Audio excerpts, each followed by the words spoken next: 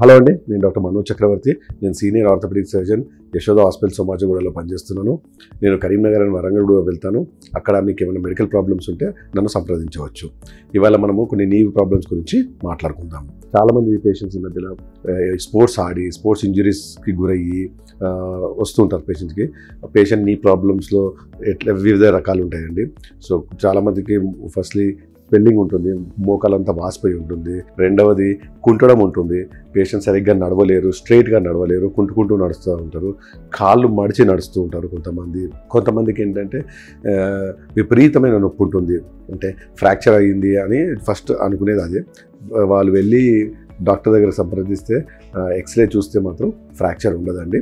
ఇది చిన్న చిన్న ట్విస్టింగ్ ఇంజరీస్తో మనం క్రికెట్, ఫుట్బాల్, బ్యాడ్మింటన్ ఇలాంటివి హై ఎనర్జీ ఆటలు ఆడేటప్పుడు కొంచెం నీ ట్విస్ట్ అయితే ఇలాంటి ఇంజరీస్ రావచ్చండి.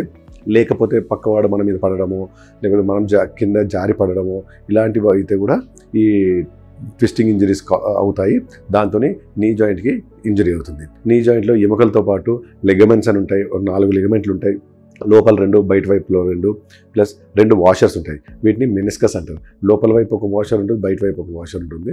సో నీ జాయింట్లో మేజర్గా ఈ చిన్న ఇంజరీస్, చిన్న ట్విస్టింగ్ ఇంజరీస్తోనే ఈ వాషర్కి అంటే ఈ మెనిస్కస్కి దెబ్బతినే ప్రమాదం ఉందండి. సో దీంట్లో ఏంటంటే పేషెంట్ నడిచేటప్పుడు కాళ్ళు మడవకపోవడము, సడన్గా లాక్ అవ్వడము, అంటే కాళ్ళు స్ట్రైట్ చేయలేకపోవడము, విపరీతమైన నొప్పి రావడము, పేషెంట్ నడుస్తూ సడన్గా ఒకటేసారి పట్టుకున్నట్టు అవ్వడము, ఇలాంటివి జరుగుతుంటాయి. వీటిని మెనిస్కల్ ఇంజరీస్ అంటారు.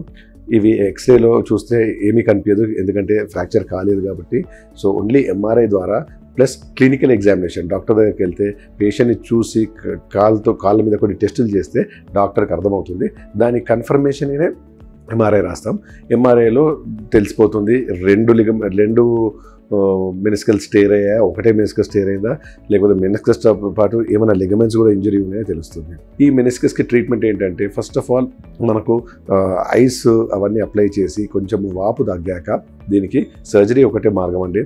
ఫిజియోథెరపీ కొంచెం హెల్ప్ చేస్తుంది, పూర్తిగా ట్రీట్మెంట్ పరంగా అయితే హెల్ప్ చేయదు. Only pain and swelling reduce చేయడానికి ప్లస్ మజిల్ స్ట్రెంథనింగ్కి, తొడ మజిల్స్ స్ట్రెంథనింగ్కి పనికొస్తుంది.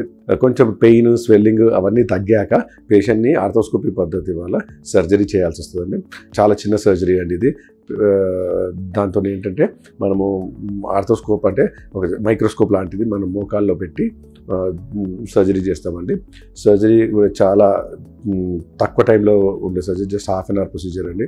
సో ఆ వాషర్ని లేకపోతే మెనిస్కస్ని ఐదర్ కుట్టడం కానీ లేకపోతే కొంచెం తీయడం కానీ, కొంచెం పోర్షన్ తీయడం కానీ జరుగుతుందండి. ఇది చాలా సింపుల్ సర్జరీ అండి. మరుసటి రోజు పేషెంట్ నడుచుకుంటూ వెళ్ళొచ్చు.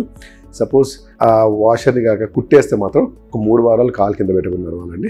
సపోజ్ ఆ వాషర్ కొంత భాగాన్ని తీసేస్తే మాత్రం మరుసటి రోజే వాకింగ్ చేయొచ్చు, మెట్లు ఎక్కొచ్చు, అన్ని పనులు చేయొచ్చు.